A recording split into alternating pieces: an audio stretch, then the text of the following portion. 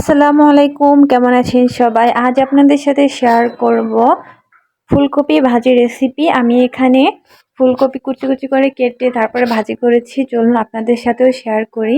আমি মাটির পাত্রে রান্না করতে চেয়েছিলাম, তো এটাতে আমি রান্না শুরু করেছিলাম। তেল দিয়েছিলাম, পেঁয়াজ দিয়েছিলাম, কাঁচামরিচও দিয়েছিলাম।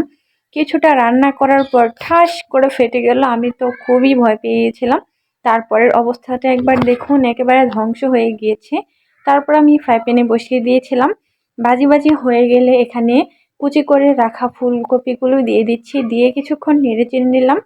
তারপর ধনিয়া পাতা দিয়ে একটু নেড়ে চেড়ে নিলাম। এরপর পরিমাণ মতো লবণ দিয়েছি, তারপরে একটু পরিমাণে হলুদ দিয়েছি যাতে সুন্দর একটা কালার আসে। হলুদটা দিয়ে একটু নেড়ে চেড়ে মিশিয়ে নিচ্ছি। কম পাওয়ারে দিয়ে ঢেকে নিয়ে আস্তে আস্তে নাড়াচাড়া করে কিন্তু ভাজিটা করেছি। ঢেকে না দিলে কিন্তু শক্ত শক্তই থেকে যাবে। আপনাদের কাছে কেমন লেগেছে?